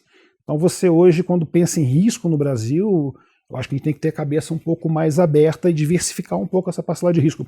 Até coisas óbvias, né? Por exemplo, a NTNB, né? É menos frequente do que deveria ser você encontrar as NTNBs nas carteiras dos investidores. Primeiro porque eles olham para a NTNB, eles falam, isso aqui é renda fixa. Aí ele compara com a LFT, ele compara com o pós-fixado, ele fala, pós-fixado, né, tem liquidez, não tem volatilidade, para que eu vou pegar essa NTNB aqui que tem volatilidade, né? As NTNBs têm volatilidade dependendo do duration que você pega de multimercado até de bolsa, né? Uhum. Aquela B45 principal tem volatilidade de bolsa, por exemplo. E quando você começa a considerar as NTNBs no espaço de risco delas, que é esse espaço de risco daqui, né? Quando você começa a comparar ela com bolsa, começa a comparar ela com multimercado, você vai ver que você tem retornos ajustados ao risco muito melhores do que você tem, por exemplo, bolsa e multimercado. Então deveria estar na carteira das pessoas e não está. E a gente também foi atrás dessa resposta, né? Caramba, por que a NTNB é tão boa e as pessoas têm tão pouco? Uhum. Um dos motivos que a gente elencou, que a gente descobriu, é que a gente prevê mal a inflação. Se você pega o boletim Focus do Banco Central, que inclusive foi divulgado hoje, né? Toda segunda-feira é divulgado. Você pega a inflação para 12 meses para frente e você compara com a inflação que realmente aconteceu, você vai ver que desde que o boletim Focus existe, a gente erra a inflação na média 0,9% ao ano. Ou seja, a inflação acaba sendo 0,9% acima do que foi prevista 12 meses atrás. Aí, quando o analista, né, ele quando vai analisar a NTNB, ele olhando antes, né, que o economista gosta de chamar de excellent, né, quando o cara olha antes, ele fala, ok, o retorno ok, IPCA mais 5, IPCA mais 6, ok, não sei o quê. Só que quando você olha depois que o fato aconteceu, depois que o prazo decorreu, ela acaba sendo um investimento muito melhor do que você imaginava, porque tem essa questão da surpresa inflacionária que é o bônus. Cima. Você tem um bônus ali de 0,9 em média ao ano, que você carrega por 10 anos, é só você capitalizar 0,9 ao ano em 10 anos, dá um bom retorno, né? Mas por isso que o Luiz Stuberger diz que entre ficar na cadeia 30 dias ou comprar pré, ele prefere a cadeia. Por isso. Porque como surpreende sempre para cima, pré-fixado sempre é mais complicado. Tava pensando aqui, é óbvio que a gente tá, quando você fala, né, porque ninguém tem, claro que a gente tá olhando para um universo muito restrito, mas imagina se a gente parasse para pensar, se tivesse uma pesquisa, a pesquisa Quest, né, que em época de eleição tem essas pesquisas, né? Pesquisa Quest para a população brasileira, qual que é o percentual de pessoas que sabem o que é NTNB? O que é NTNB? Ninguém sabe. Ninguém sabe. 2%? 1%? Provavelmente, talvez. Então, o brasileiro não investe no geral, né? Zero. Estava até conversando isso antes dessa história a paciência, né? Assim, o investimento é uma atividade chata, né? A atividade, no nosso caso, processual, ritualística, você tem os mesmos processos, você vê os mesmos números, você lê basicamente as mesmas coisas. Para você ter eficiência, você tem que ter um processo meio que chato, é boring você investir. E o retorno também, né? Até quando você olha para a curva dos famosos juros compostos, é uma curva que no começo ela é praticamente flat, é chata. Depois que o negócio faz assim, você tem a exponencial. E a psicologia do brasileiro, ele gosta muito do ganho de curto prazo. Do jogo do tigrinho. Exatamente, é o tigrinho, é o bet que ele vai ganhar lá o dinheiro no final de semana. Se você falar que ele vai ter que botar esse dinheiro no CDI mais 1, CDI mais 2, que no mês a mês é a diferença entre o 1 e o 1.1. O cara não consegue nem fazer a conta disso. Aí ele vai ter que ter essa paciência de esperar esse tempo todo para ver o dinheiro dele multiplicar, ele não tem. Aí ele vai para a solução fácil e, via de regra, perde dinheiro na solução fácil. Tanto é que o Brasil é campeão mundial desses golpes de pirâmides, né? Toda hora você abre o jornal, tem alguma pirâmide em algum lugar sendo desmantelada porque tem alguém caindo nesse tipo de golpe de ganho rápido, né? É só a questão dos bets. Eu estava lendo ano passado, 2023, 54 bilhões de reais foi o faturamento conjunto dessas empresas de bet aqui no Brasil. Dá 0,5% do PIB, é coisa pra caramba isso. É coisa pra caramba, definitivamente. Isso esboça bem como é que é o brasileiro, né? Mas eu queria falar um pouquinho lá de fora, que eu acho importante. Tem um negócio interessante que no começo desse ano aqui a gente começou o ano de uma forma mais positiva no relativo, acho que porque todo mundo estava com uma visão mais pessimista em relação a... No final do ano passado, a galera estava muito preocupada em relação àquela história do soft landing, hard landing, né? O ano passado inteiro a gente ficou falando disso no Stock Pickers. Depois meio que a gente teve um processo, na verdade, desinflacionário benigno no mundo, né? Aconteceu ao redor do planeta. E isso deu bastante gordura para os bancos centrais, então meio que a turma ficou um pouco mais otimista na margem e uma melhora micro também das próprias empresas dos Estados Unidos, que a gente nem chegou a falar, mas tem essa questão micro também. A turma lá virou uma máquina de fazer dinheiro e aí acaba ganhando essa pujança, né? Parece que as coisas ficam melhores e tal. Só que à frente a gente tem questão fiscal, tem eleições, que deixa tudo mais complicado, E eu sei também que vocês não acreditam muito nessa história do pouso suave, né, da economia, né? Eu queria ouvir um pouco sobre isso, assim, porque o S&P é uma grande questão, principalmente pelo ponto de vista de preço. A galera fala que tá muito caro, a economia americana talvez tenha algum problema. Por que vocês não acreditam nesse soft landing? Boa pergunta, a resposta vai ser um pouquinho longa. Primeiro, né, quando você olha para isso tudo que está acontecendo com o Brasil, né, os nossos ativos performando mal, eles estão performando mal no momento que a gente está no all-time high do S&P. A gente não está vivendo um momento ruim de risco lá fora, um momento ruim de bolsa lá fora, muito pelo contrário, é all-time high. Aí eu fico pensando... Parece que o bear market é só aqui, né? Exatamente. Só aqui. Aquele meme, né, que tem uma nuvem com raio que cai no lugar só, o resto tá sol, a nuvem tá só aqui em cima da gente. Aí eu fico só imaginando, né, se você tiver uma reversão de ciclo econômico nos Estados Unidos, que é super comum, acontece, a gente, com tudo bem, a gente já está sofrendo do jeito que a gente está sofrendo. Imagina se você tem uma reversão lá fora, o que vai acontecer com os ativos aqui? Eu acho que é um raciocínio para a gente ter, né? Fala um pouquinho em relação à inflação americana, né? Essa desinflação que a gente teve ano passado foi uma desinflação muito em cima de bens, né? Quando você olha para a inflação de serviços, né, em todo lugar do mundo está assim, Brasil inclusive, uns mais, outros menos, mas os Estados Unidos está muito marcado isso. Você tem uma inflação de serviços que está bem resiliente, afinal de contas, as pessoas estão empregadas, desemprego nas mínimas, o reajuste que essas pessoas empregadas estão tendo está na ordem de 5%, 6% ao ano. Isso não está compatível com uma inflação de uma meta de 2%. Para você ter uma inflação de 2%, o reajuste médio salarial dos americanos deveria estar perto de 3% agora, a gente está com 5%, 6%. Então, a parte de serviços está lenta a desinflação e vai continuar, por enquanto vai continuar. O que você teve ano passado foi a história da invasão dos produtos chineses, né? A China colocou produto barato no mundo inteiro, desde coisas de alto valor agregado, como os carros elétricos, até a questão do aço. O aço, eles estavam produzindo aço praticamente com margem zero. Só que a gente está tendo uma baita de uma reação, né? Estava olhando outro dia o gráfico de patentes da China. A China hoje está, por ano, aplicando 1,5 milhão de patentes de coisas novas por ano. Os Estados Unidos é 1/3 disso só. Então, assim, a China está muito na frente na questão de desenvolvimento tecnológico. Então, o que você está vendo do resto do mundo hoje em dia é uma reação ao que está acontecendo na China. A China vende coisa barata por que motivo? Primeiro que eles têm eficiência energética. Eles estão comprando hoje em dia petróleo e gás da Rússia com desconto. Né? Esse petróleo que o Ocidente não quis, esse gás que está vindo para a Europa, agora está indo tudo para a China baratinho. Ao mesmo tempo, a China está fazendo um investimento brutal em energia renovável. Eles são líderes de painéis solares, são líder de eólica também. Só que a gente sabe que esse tipo de energia ele não dá estabilidade no sistema. Você precisa ter coisas estáveis segurando o sistema. O que a China está fazendo nesse exato momento? Construindo 100 usinas nucleares.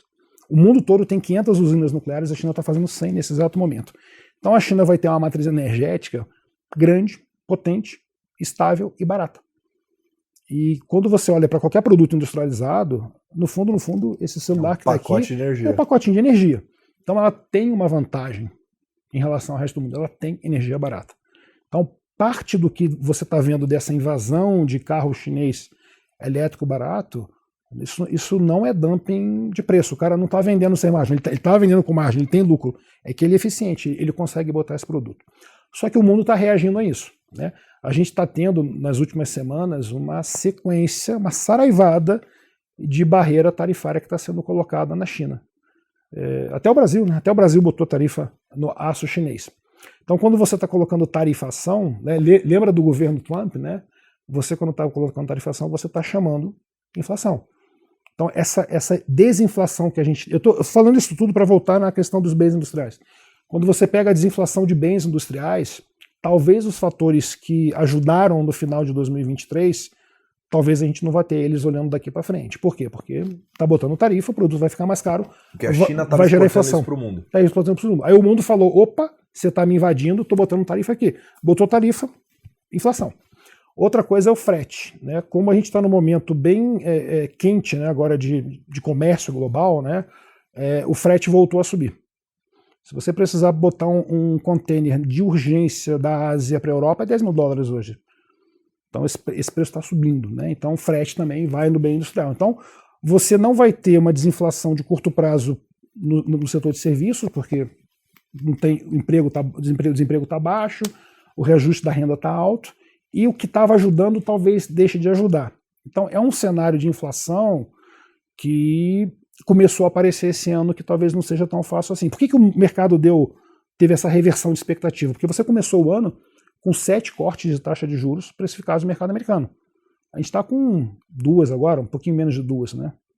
E isso impacta tudo, né? O que os bancos centrais emergentes fizeram, né? Que foi rever também o seu passo de juros, foi basicamente porque você teve os Estados Unidos eles sendo obrigados a rever o passo de juros também. Então a gente tem essa questão aí de inflação que não está tão clara assim, e muito do que você teve da economia segurando, né? Todo mundo falava, 23, vai vir recessão. A recessão não veio, porque você ainda estava consumindo o estoque de poupança que teve transferência de renda maciça nos Estados Unidos. Você teve uma transferência gigante de renda nos Estados Unidos durante a pandemia. Esse estoque de renda estava sendo consumido. A estimativa é que esse estoque de renda está acabando agora, entre o primeiro e o segundo tri. Um dos indicativos que a gente acha que isso é verdade é que quando você olha tanto para uso de cartão de crédito nos Estados Unidos, né, o saldo, né, o outstanding deles está crescendo e, ao mesmo tempo, a inadimplência está aumentando. Então, o americano ele estava gastando a poupancinha dele da pandemia. Parou de gastar a poupancinha da pandemia, ele não parou de gastar. Ele continua gastando como se não houvesse amanhã. Até porque ele está empregado, as ações dele estão indo muito bem, obrigado, a sensação de riqueza dele está boa, então é pau na máquina no cartão. Mas os primeiros sinaizinhos estão começando a aparecer. Um desses sinais que a gente entende é essa questão de delinquência no cartão de crédito. Não tem jeito, assim, alguns setores da economia são sensíveis a juros e isso vai acabar aparecendo. É claro, não aparece para a tecnologia, o juro é até bom, né? Essas empresas todas tech geram caixa para caramba, o juro sobe, para elas é bom, elas não têm despesa financeira, elas têm receita financeira. Mas para todo o resto da economia, setor de construção civil, setor de financiamento automobilístico, financiamento de consumo, não tem jeito, o juro uma hora bate. O ciclo econômico, não existe ciclo econômico que seja eterno. Então a gente entende que esse ciclo econômico ele vai chegar ao fim, e quando você olha para a história econômica, para cada 10 episódios para cada um episódio de pouso suave, você teve 9 de pouso acidentado. A estatística fala que o mais provável é você ter um pouso acidentado, é você ter algum tipo de acidente, algum tipo de recessão, do que você ter pouso suave. E tem uma outra questão também para a gente, que é o preço, né?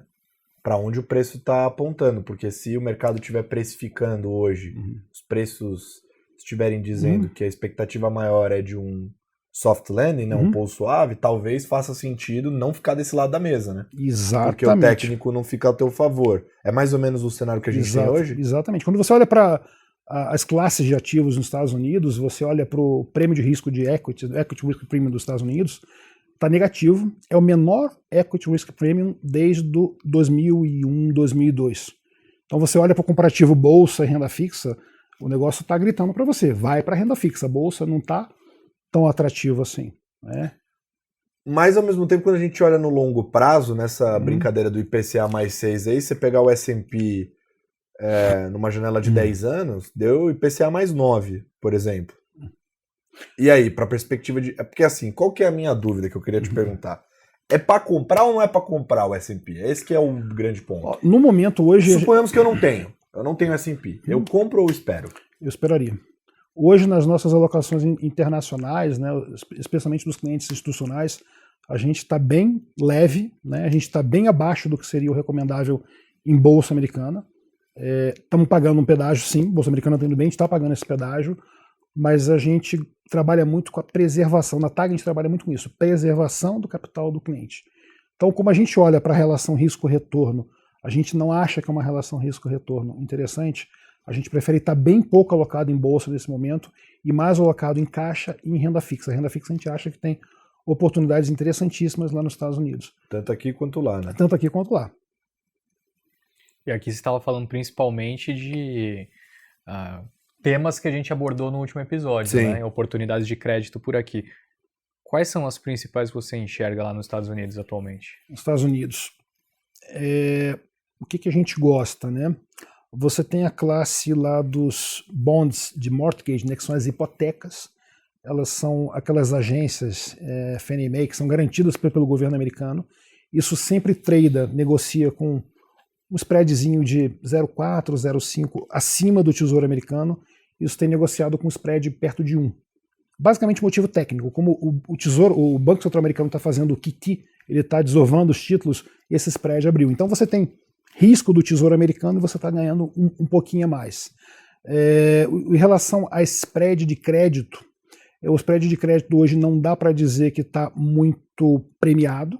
Você está da média um pouquinho para baixo, mas a gente acha que faz sentido. Dado que o balanço das empresas está muito saudável, quando você pega hoje o investment grade pagando 5,5, 6, tá bem precificado, tá bom. E quando você pega o high yield americano pagando 8, também a gente acha que é um nível de risco-retorno interessante. E naturalmente o soberano, né? Você tem a curva de soberano dos Estados Unidos hoje que está no nível de preço histórico interessante. E se você ainda for um pouquinho mais conservador, André, mas você falou que você está ainda reticente em relação à inflação americana, pode ser que a gente tenha ainda um período mais lento de desinflação.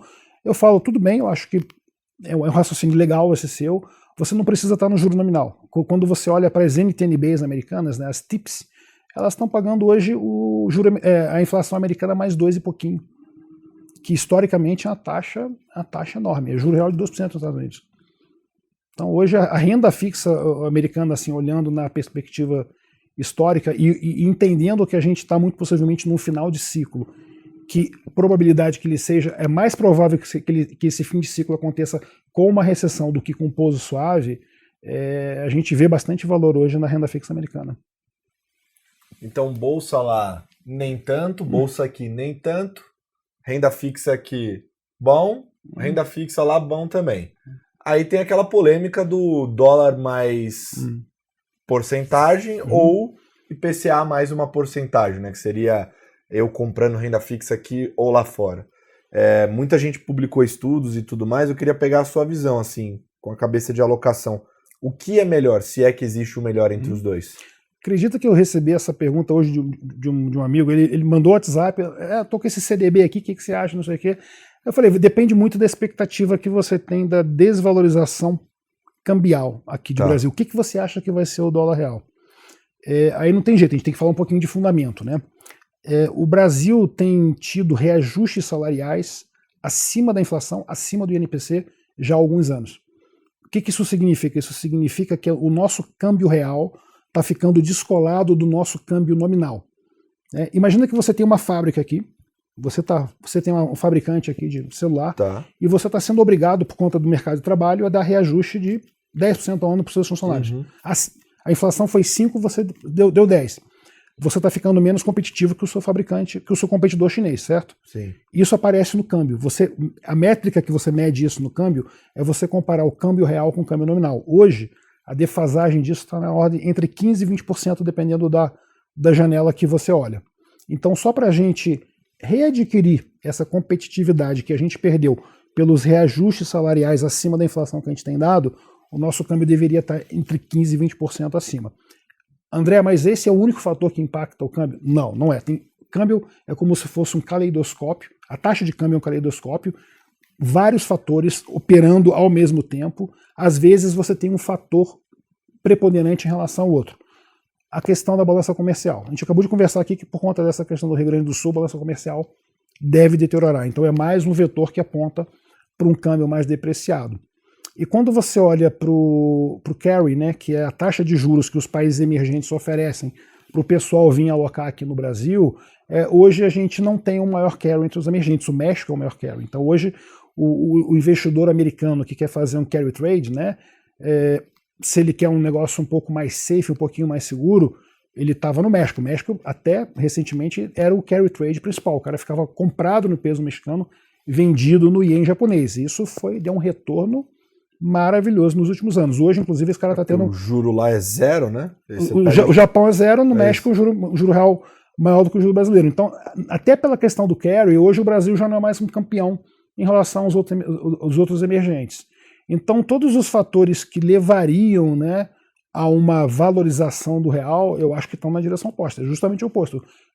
Na nossa visão do TAG, esses fatores estão levando a uma desvalorização da moeda. Isso do lado do real. Porque moeda é sempre um play relativo, né? Sempre duas coisas na balança. Sim. Então, do lado do real, a gente tem esses vetores negativos. Quando você olha para o dólar, né?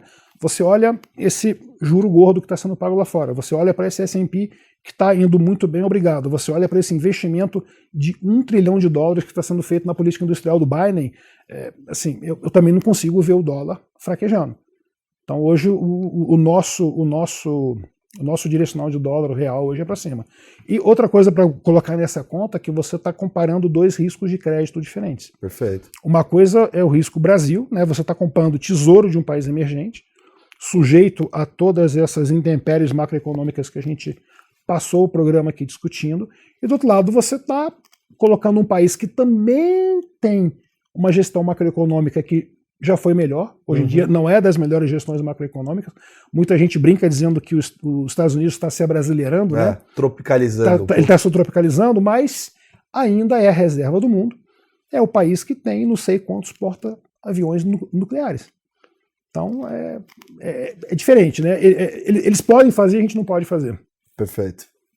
Tá respondido, então. Bom, vou pro chamada de margens. Tem mais alguma coisa? Bora pro chamada. Não que você tivesse, então já foi. A primeira coisa que eu queria te pedir, André, é uma lição de casa pra gente. Pode ser um livro, um vídeo, um filme, uma série, o que você quiser. Pode ser qualquer coisa. Qualquer coisa que você acha que a gente deveria consumir. Nossa, teve uma série que eu vi recentemente, né? Me chamou muita atenção. Eu vou dar dois deveres de casa. Boa. Eu vi Yellowstone, né? Que muita gente já viu, série fantástica, fazendo um baita sucesso nos Estados Unidos. Não, aquela música, não. Tá no TikTok lá. E eu fui assistir uma dos spin-offs, né? Que eles chamam de prequela do Yellowstone, que é a origem lá, como é que a família chegou lá no estado de Montana. 1883. Além da série ser muito bem filmada, né? É uma obra de arte cinematográfica. Ele mostra muito essa história da força da natureza. Hoje em dia a gente está numa geração, né, a gente vive um tempo moderno, é um tempo moderno que, especialmente as gerações mais novas, são muito entitled, né? Eu tenho direito a isso, eu tenho direito àquilo, eu mereço isso, eu mereço aquilo. Você chega nessa série, que basicamente 83 conta a conquista do oeste americano, você pega todos aqueles peregrinos vindo da Inglaterra, vindo da Europa, todo mundo ali buscando o sonho do oeste, a maioria morria no meio do caminho. A maioria era morta pelos índios, a maioria era picada de cobra, a maioria ficava doente. Então você olha para aquilo, você vê o que é a força da natureza. Assim, a vida como ela é. Você não é entitled a nada, você não tem direito a nada. A vida é dura. Você tem que lutar pelas coisas se você quiser sobreviver. Então essa cena é essa força da natureza no cru. A gente teve um exemplo recente agora, eu acho que o Rio Grande do Sul deu essa lição pra gente, né? E outro livro assim que eu tô sempre lendo, eu tô sempre relendo, né? É um livro da Bíblia, né? Eu sou cristão, um livro da Bíblia que fala muito sobre filosofia, né? Eclesiastes. É um livro pequenininho, foi escrito pelo rei Salomão, e é um livro muito existencial, assim, ele fala bastante sobre as situações da vida, né, que a gente vai se deparando, né, e vão ficando mais complexas na medida que você vai ficando mais velho. O jogo não fica mais fácil, ele fica mais complicado à medida que ele vai ficando mais velho, e tem umas sacadas ali, coisas de filosofia, coisas de sabedoria antiga que eu acho interessantíssimo. Então uma recomendação de leitura que eu acho bem interessante. Muito bem. Bom, eu vou ter que fazer essa. Eu sei que é muito polêmica, mas eu tenho que fazer. Eu acho engraçado que o roteiro tem umas perguntas de 10 linhas que ele não leu pra fazer. Essa daqui são 3 palavras, ele deu uma bisbilhotada. Essa é muito boa. Eu não respondo perguntas sobre o Vasco da Gama. Não vamos abordar esse tema. Especialmente nessa semana. Não, a gente pulou. Mas, enfim, eu sei que você é alocador, não é gestor de ações. Isso posto, gostaria de perguntar para você, André, uma pessoa que viu muita coisa no mercado. Petrobras, para você, é compra ou não?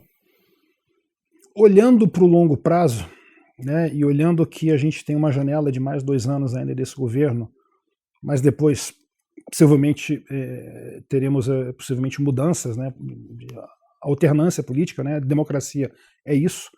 Eu acho que sim, para o longo prazo, sim. Eu acho que você vai ter volatilidade, você vai ter intempérie, já está tendo essa intempérie aí de curto prazo, mas se você for olhar do ponto de vista operacional, o que essa empresa faz é fantástico. Você está tirando petróleo lá de 2.000, 3.000 metros debaixo lá do subsolo, uma coisa, a tecnologia que eles têm é uma coisa impressionante, absurda. E com um custo de extração, a gente já falou $3, o cara $3 para poder extrair aquele negócio ali. E tem um biscoito da sorte envolvido nessa história, que é a questão da margem equatorial, né? É o Foz do Amazonas, que a gente sabe que tem petróleo ali, né? Tá todo mundo ali, tem coisa para Petrobras ali também, mas a gente não sabe quanto. Então, assim, se você comprar e esquecer os próximos 2 anos, é buy. A empresa é ótima.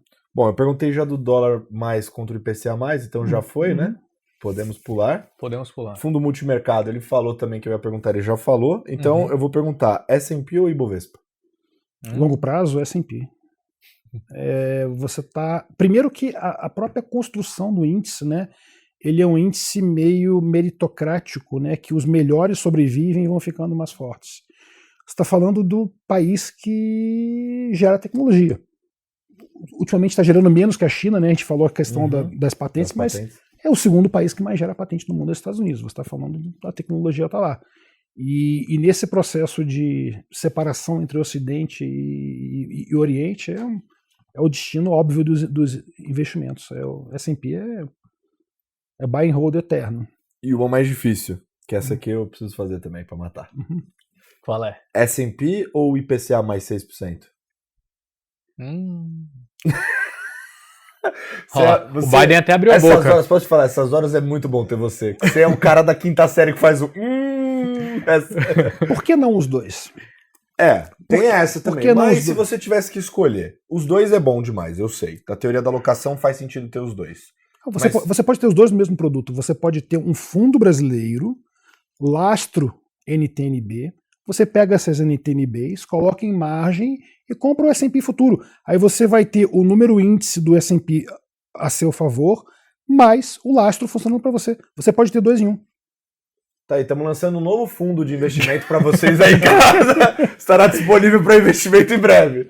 S&P 500. S&P, tá resolvido. Você tinha uns produtos desses, acho que existem ainda, algumas casas tinham esse produto, que era o S&P em reais. Você tinha o CDI, você tinha o lastro LFT, que você comprava o futuro e... em reais é impressionante. S&P em reais nada pega. Nada, é impressionante. É impressionante mesmo. É o keniano com foguete. Pior que é. Que não dá ré. Não busca nada, pode jogar qualquer coisa, quase nada bate. Impressionante. André, queria te agradecer por estar aqui com a gente hoje. Foi um prazer receber você na nossa sala. Não sei se quer deixar algum recado final para a turma. Não, agradeço. Agradecer vocês pelo convite, né? Como falei, foi a primeira vez, né? A gente ficou um pouquinho mais nervoso. Queria agradecer em nome da TAG, né? Assim, essa missão nossa aí, né? De estar cuidando do dinheiro, da poupança das pessoas. A gente, quando está falando do nosso universo de clientes institucionais, são milhares e milhares de vidas, né? A gente não encara como se a gente tivesse só 11 clientes ou 7 bilhões de reais que a gente está tomando conta desse dinheiro dos clientes institucionais. São milhares de vidas ali. É a poupança, é o futuro, né, de milhares de pessoas. Né? E a mesma coisa também com os nossos clientes pessoas físicas, né, que são um número expressivo de pessoas que a gente está procurando, primeiramente, preservar o capital, primeiramente não perder. Né? Aquela história do Buffett, né? O Buffett falava sempre isso. Primeira regra é não perder, né? A segunda regra é você não esquecer da primeira regra. Então a gente primeiro pensa sempre na questão da preservação de capital, e aí sim a gente começa a ver aonde você faz sentido de risco e retorno. Perfeito. Olha, a gente nessa nova temporada do Stock Pickers está com essa missão de tentar construir as conversas que a gente teria na sala de casa, e o André claramente é uma delas. Com certeza. Então, já que ele foi tão bem, vou até dar um presente para ele, pô. Tá merecendo demais, ó. Tá aqui. Obrigado. Derrubei aqui meu fonezinho. Mas é um copo aí pra você usar no seu dia a dia. Ah, que legal. Do Infomoney. Esse daí tem até o abridor já embutido. Já. Você toma água e café de manhã, pregão fechou, já abre a cerveja. Abre a cerveja, com o mesmo copo, só passa uma água pra dar uma limpadinha no copo também, né? Por favor. Se não é isso, cafezinho com cerveja também, não sei se vai mal. Senão é domazia, né? Mas é isso aí. Bom, Semana que vem a gente tá aí. Valeu, Cola. Tamo junto. Tamo junto. Show me, mano.